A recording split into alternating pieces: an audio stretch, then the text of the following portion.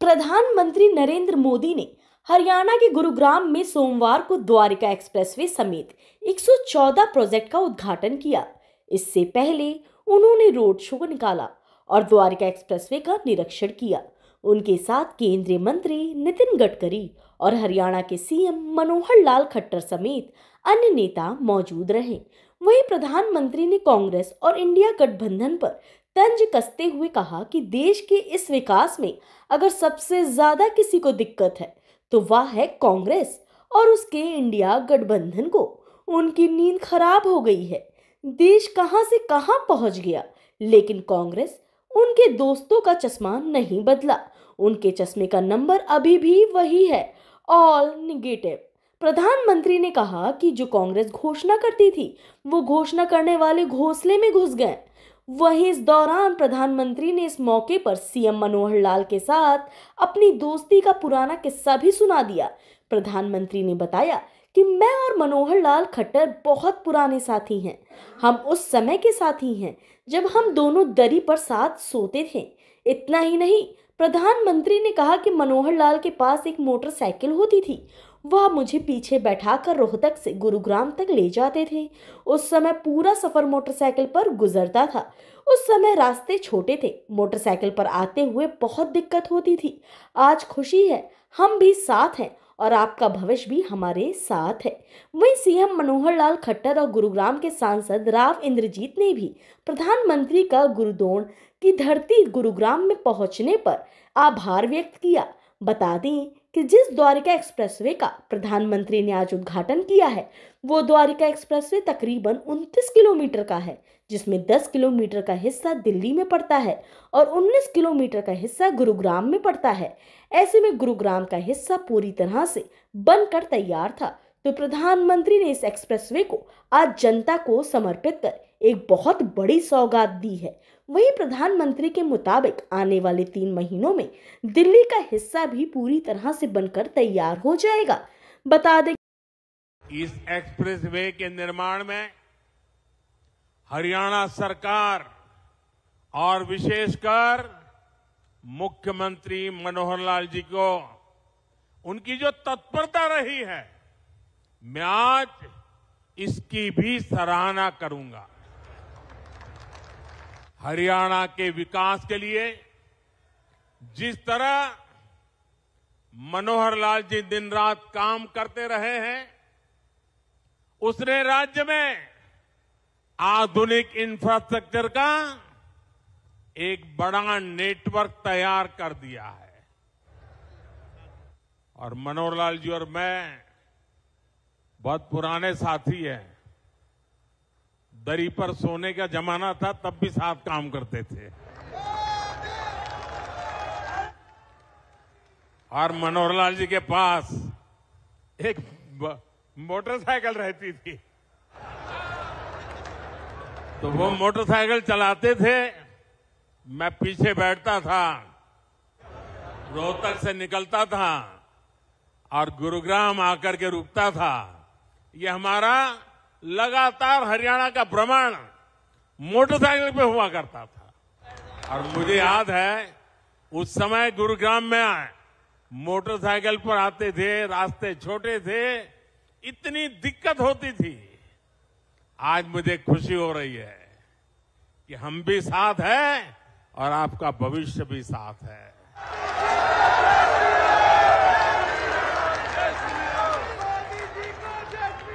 विकसित हरियाणा, विकसित भारत के मूल मंत्र को हरियाणा की राज्य सरकार मनोहर जी के नेतृत्व में निरंतर सशक्त कर रही है। हरियाणा के द्वारिका एक्सप्रेसवे को देश को समर्पित करने का अवसर मिला है। इस एक्सप्रेसवे पर 9,000 करोड़ रुपए से ज्यादा खर्च किए गए हैं। आज से दिल्ली हरियाणा के बीच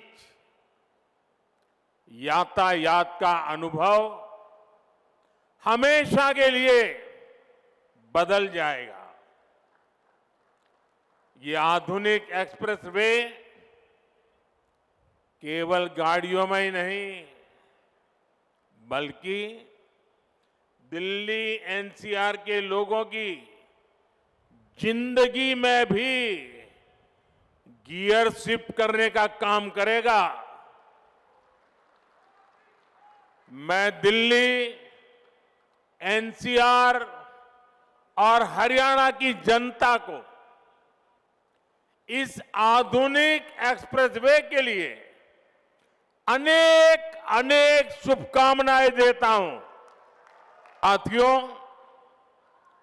पहले की सरकारें छोटी सी कोई योजना बनाकर, छोटा सा कार्यक्रम करके उसकी डुगडुगी 5 साल तक पीटते रहते थे।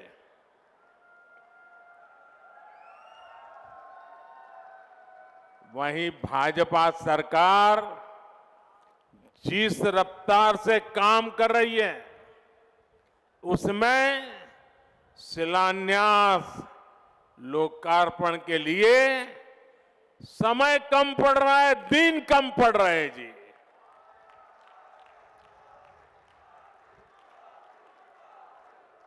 साल 2024 में ही, यहां के लोग तो ज्यादा समझदार है, आप सुनिए, 2024 में ही, यानी अभी 2024 का 3 महीना भी पूरा नहीं हुआ है, इतने कम समय में अब तक 10 लाख करोड़ रुपए की परियोजनाओं का या तो शिलान्यास किया है या तो लोकार्पण हो चुका है।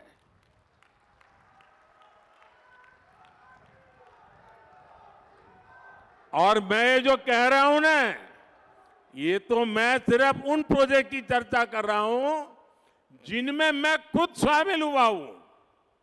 उसके सिवाय मेरे मंत्रियों ने, हमारे मुख्यमंत्रियों ने जो किया वो अलग। और आप देखिए, 5-5 साल में कभी आपने सुना नहीं होगा, देखा नहीं होगा। 2014 के पहले का जमाना जरा याद करिए। आज भी यहां एक दिन में देश भर के लिए 1 लाख करोड़ रुपए से ज्यादा की 100 से अधिक परियोजनाओं का या तो लोकार्पण हुआ है या शिलान्यास हुआ है। मेरा सपना है 2047 तक हमारा देश विकसित होकर रहना चाहिए। आप सहमत हैं? देश विकसित होना चाहिए, होना चाहिए कि नहीं होना चाहिए? क्या हमारा हरियाणा विकसित होना चाहिए? ये हमारा गुरुग्राम विकसित होना चाहिए?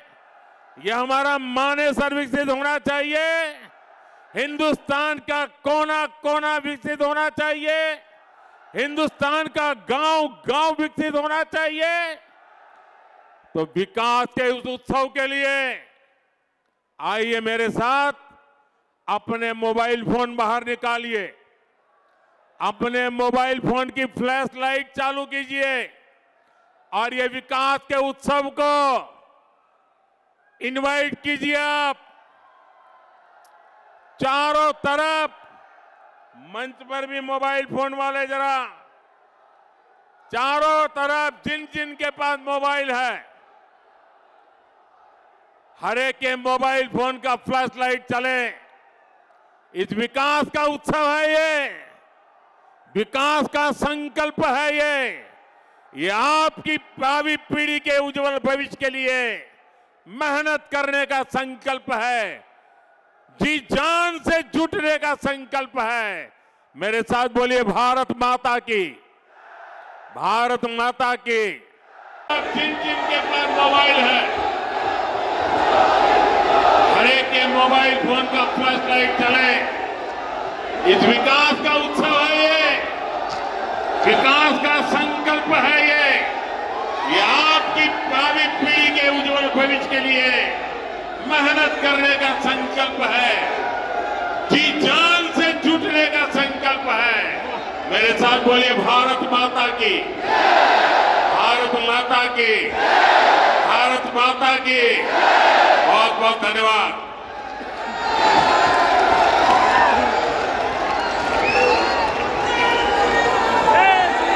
आपका हृदय से साधुवाद माननीय प्रधानमंत्री जी, बहुत बहुत आभार। दोस्तों, आज मानेसर के सेक्टर 84 में नरेंद्र मोदी का कार्यक्रम था, जहां पर गुरुग्राम वासियों को एक बड़ी सौगात आज प्रधानमंत्री दे गए।